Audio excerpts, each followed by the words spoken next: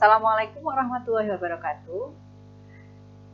Pada kali ini saya akan mempresentasikan makalah saya yang berjudul tentang pemberdayaan pengurus Bank Sampah Resikan di Jetis Tarubasan, Karanganom Paten.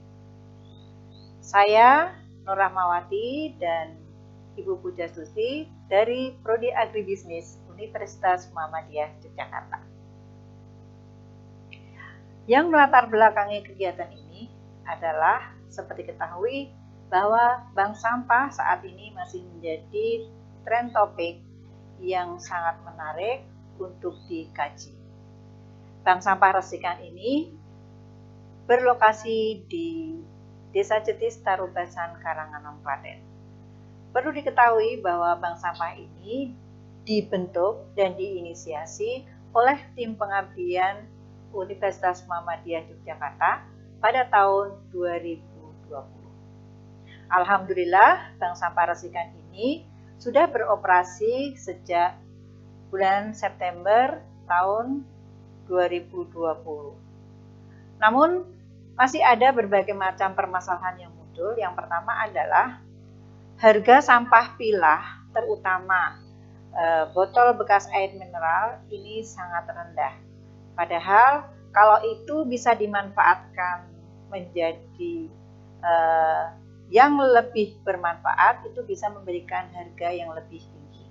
Kemudian permasalahan yang kedua adalah manajemen keuangan yang masih sangat tradisional. Jadi hanya dicatat dengan buku tulis saja, artinya belum profesional.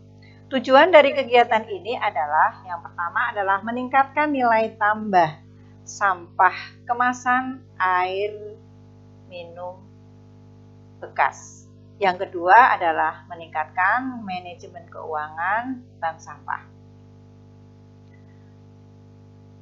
Metode pelaksanaan yang dilakukan adalah yang pertama adalah penyuluhan tentang pemanfaatan limbah sampah dengan hidroponik.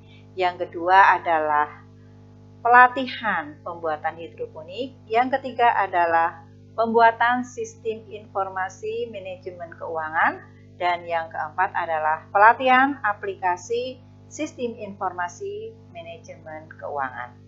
Adapun mitra dan sasaran dari kegiatan ini adalah pengurus Bank Sampah Resikan yang terdiri dari 10 orang ditambah dengan pengurus RT RW setempat, sehingga jumlah mitra di sini adalah 20 orang. Hasil dan pembahasan yang pertama adalah penyuluhan pemanfaatan limbah sampah. Ini tujuannya adalah memberikan pemahaman pemanfaatan limbah sampah. Yang kedua, memberikan contoh pemanfaatan pemanfaatan limbah botol air mineral untuk hidroponik. Yang ketiga, memberikan contoh model-model tanaman hidroponik dari limbah sampah. Berikut adalah foto kegiatan penyuluhan pemanfaatan limbah sampah dan hidroponik. Dari hasil pengisian kuesioner diperoleh respon terhadap pemanfaat limbah sampah sebelum penyuluhan. Ini menyatakan 50% dari anggota atau dari peserta itu tidak paham. Kemudian yang sudah paham ada 25%. Tetapi setelah ada penyuluhan tentang apa itu limbah sampah, bagaimana pemanfaatannya, ini menjadi 100% mereka paham terhadap pemanfaatan limbah sampah. Kemudian yang kedua adalah pengetahuan tentang hidroponik. Dari hasil kuesioner sebelum penyuluhan tentang hidroponik, masih atau 65% itu peserta tidak paham tentang hidroponik.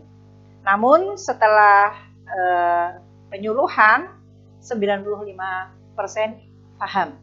Jadi masih terbatas pada tingkat pengetahuan. Kemudian yang kedua adalah pelatihan tentang hidroponik. Tujuannya di sini adalah melatih keterampilan membuat hidroponik. Dari pelatihan ini, bahan-bahan yang digunakan berasal dari limbah sampah botol air mineral. Kemudian bahan yang lain menggunakan bahan-bahan yang ada di sekitar lokasi bank sampah, seperti sisa kayu dari limbah penggergajian kayu. Kemudian tanaman yang dibudidayakan adalah pakcoy, sawi, selada, dan loncang. Berikut ini gambar-gambar pelatihan tentang hidroponik yang diikuti oleh semua peserta. Kemudian hasil dari pengisian kuesioner anggota atau peserta pelatihan yang tadinya adalah 60% itu tidak paham, setelah mengikuti pelatihan ini yang paham sudah meningkat sebanyak 50%. Tadinya yang tidak tahu sama sekali itu adalah 5%, sekarang sudah yakin bisa 50%. Jadi ada peningkatan sebesar 45% terhadap keterampilan di dalam pembuatan hidroponik. Kemudian yang ketiga adalah pembuatan sistem informasi manajemen keuangan.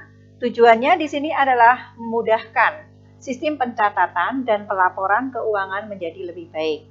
Yang kedua, laporan keuangan ini bisa terdokumentasi. Yang ketiga adalah pengurus bisa melaporkan keuangan dengan nasabah secara transparan. Menu-menu yang ada di dalam sistem informasi manajemen keuangan bank sampah terdiri dari ada deskripsi tentang bank sampah resikan, kemudian ada daftar anggota atau nasabah bank sampah, kemudian ada menu pemasukan, jumlah, harga, dan pemasukan. Yang selanjutnya ada pengeluaran, kemudian ada menu tabungan setiap nasabah, dan yang terakhir bisa diketahui laporan keuangan atau keuntungan dari bank sampah. Nah, ini berikut contoh menu di dalam aplikasi software sistem informasi manajemen bank sampah. Ini masih deskripsi, kemudian di sampingnya ini adalah logo untuk login. Kemudian yang terakhir adalah pelatihan aplikasi sistem informasi keuangan. Ini tujuannya adalah memberikan pelatihan kepada pengurus bank sampah, yaitu ketua, sekretaris, dan bendahara, tentang mengoperasionalkan sistem informasi manajemen keuangan. Kesimpulan adalah yang pertama, alhamdulillah semua kegiatan diikuti oleh pengurus bank sampah Resikan berjalan dengan lancar. Kemudian pemahaman pengurus bank sampah terhadap pemanfaatan limbah sampah botol air mineral ini meningkat 75%. Pemahaman terhadap pengetahuan hidroponik itu meningkat 70%, tetapi hanya bisa meningkatkan keterampilan sebesar 45%. Yang terakhir adalah disarankan di sini perlu adanya pendampingan dalam pengaplikasian sistem informasi manajemen keuangan. Terima kasih. Assalamualaikum warahmatullahi wabarakatuh.